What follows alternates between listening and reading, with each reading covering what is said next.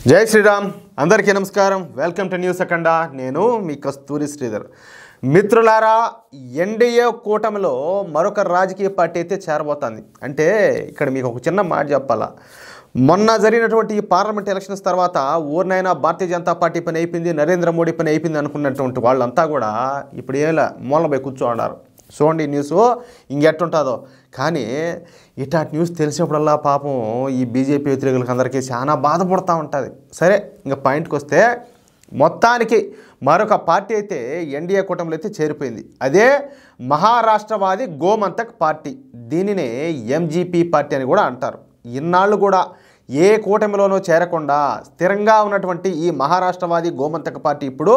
అధికారికంగా భారతీయ జనతా పార్టీ కూటమి అయినటువంటి ఎన్డీఏ కూటమిలో చేరిపోయింది ఇక ఈ మహారాష్ట్రవాది గోమంతక పార్టీ గురించి తెలుసుకుందాం చాలామంది అనుకోవచ్చు ఒరే స్వామి ఈ పార్టీ పేరు కూడా మేము ఎప్పుడు వినలేదే ఇంక వీళ్ళు చేరితే ఎంత చేరకపోతే ఎంత అని చెప్పేసి కొంతమంది అనుకుంటూ ఉండొచ్చు కానీ అసలు మనకు చాలా మందికి మన రాష్ట్రాల్లో తెలుగు రాష్ట్రాల్లో ఏ పార్టీలు ఉన్నాయి అంటే ప్రధానమైన పార్టీలు తెలుసు కానీ ఇప్పుడు మిగతా రాష్ట్రాల్లోనూ దేశవ్యాప్తంగా ఎన్ని పార్టీలు ఉన్నాయనేది మనకు కూడా పూర్తి స్థాయిలో తెలియదు కదా ఎందుకంటే ఇప్పుడు 5 స్థానాలను 10 స్థానాలను సంపాదించుకోగలిగే పార్టీలు దేశవ్యాప్తంగా చాలానే ఉన్నాయి ఆ విధంగా అన్నమాట వాటిల్లో ఇది ఒక ప్రధానమైన పార్టీ ఈ మహారాష్ట్రవాది గోమంతక పార్టీకు అటు గోవాలోను అర్థమవుతుంది మీకు ఇటు మహారాష్ట్రలోనూ మంచి పట్టున్నది 1961లో గోవాలో పోర్చుగీస్ పాలన ముగిసిన తర్వాత ఇది గోవా యొక్క మొదటి పాలక పార్టీ అర్థమవుతుందా ఇంకా వినండి ఇది కూడా అంటే ఈ పార్టీ కూడా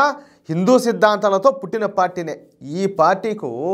దక్షిణ మహారాష్ట్రలోనూ అలాగే గోవా రాష్ట్రంలోనూ ఈ పార్టీకు బలమైనటువంటి స్థానం ఉండాలి ముఖ్యంగా గోవాలోని పేద ప్రజలతో ఈ పార్టీకు మంచి సంబంధాలు ఉన్నాయి సహజంగా గోవాలో మరాఠీలు ఎక్కువగా నివసిస్తూ ఉంటారు ఇక ఈ మరాఠీలలో మెజారిటీ ప్రజలు ఈ మహారాష్ట్రవాది గోమంతక పార్టీకే మద్దతునైతే ఇస్తూ ఉంటారంట గోవాలో ఈ పార్టీకు బలమైన కేడర్ కూడా ఉండాలి దీంతో ఈ పార్టీకు బలమైన కేడర్ ఉండటం అదేవిధంగా హిందూ సిద్ధాంతాలను కలిగి ఉండడంతో భారతీయ జనతా పార్టీ కూడా ఈ మహారాష్ట్రవాది గోమంతక పార్టీతో కలిసి పనిచేయడానికి సిద్ధపడింది అంతేకాకుండా వచ్చే గోవా అసెంబ్లీ ఎన్నికల్లో మన భారతీయ జనతా పార్టీ మరియు ఈ మహారాష్ట్రవాది గోమంతక పార్టీతో కలిసి పోటీ అయితే చేయనున్నాయి ఇక ఈ కాంబినేషన్లో గోవాలో తిరుగులేని విజయాలను అందిస్తాదనడంలో ఇంక సందేహమే లే ఈ రెండు పార్టీల కలయికను అన్బీటబుల్ అలయన్స్గా విశ్లేషకులు అయితే అభివర్ణిస్తారు అయితే వచ్చే సంవత్సరం గోవాలో అసెంబ్లీ ఎలక్షన్స్ అయితే జరగనున్నాయి గోవాలో మొత్తం 40 అసెంబ్లీ స్థానాలుంటే ఈ రెండు పార్టీల కలయికతో రాబోయేటటువంటి గోవా ఎన్నికల్లో 31 అసెంబ్లీ స్థానాలను మన ఎన్డీఏ కూటమి అయితే కైవసం చేసుకొని ఉండాలి పైగా ఇప్పుడిప్పుడే గోవాలో హిందుత్వం బలపడతా వస్తుంది దానికి తోడు పెద్ద సంఖ్యలో ఈ మరాఠాలు అదేవిధంగా ఈ కన్నడవాసులు ఈ గోవాలో అయితే స్థిరపడుతున్నారు వీళ్ళంతా కూడా హిందువులే కావడంతో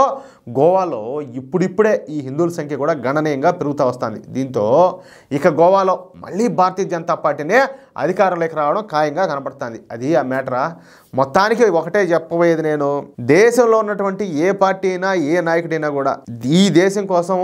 మన ధర్మం కోసం పనిచేస్తే ఖచ్చితంగా మన భవిష్యత్తుకు డోకా ఉండదు మీరు ఏ పార్టీలైనా ఉండండి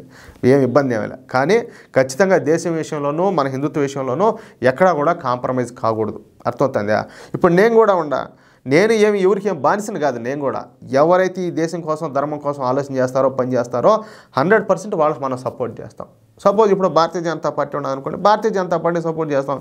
రేపు ఏదైనా అనుకుందాం లేదు ఇంతకు మించిన పార్టీ ఏదైనా వస్తుంది లేకపోతే భారతీయ జనతా పార్టీ ఏదైనా తప్పులు చేస్తుంది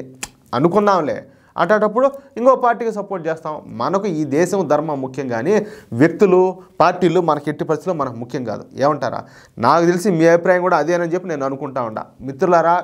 నేను చెప్పిన మాటలతో మీరు ఏకీభవిస్తే అదేవిధంగా ఈ న్యూస్ కనుక మీకు నచ్చినట్లయితే ఈ న్యూస్ నలుగురికి షేర్ చేయండి షేర్ చేయడంలో ఏ మాత్రం కూడా మీరు సందేహించవద్దు ఎందుకంటే మీరు ఎంతమందికి మన న్యూస్ షేర్ చేస్తారో అంతమందిలో మార్పు వచ్చే అవకాశం ఉండదు అలాగే ప్రతి ఒక్కరు కూడా మీ యొక్క అమూల్యమైన అభిప్రాయాలను కామెంట్ చేయండి. చాలామంది కామెంట్ చేయడానికి ఎందుకో బద్దకిస్తున్నారు. ప్రతి ఒక్కరు కూడా కామెంట్ చేయండి. మీ కామెంట్ కోసం నేను ఎదురు చూస్తూ ఉంటాను. అలాగే ఈ వీడియో చూస్తున్నటువంటి మిత్రులు ఇంతవరకు కూడా మన ఛానల్ సబ్స్క్రైబ్ చేసుకోకుండా ఉంటారు కొంతమంది బద్దకస్తులు. ఏదన్నా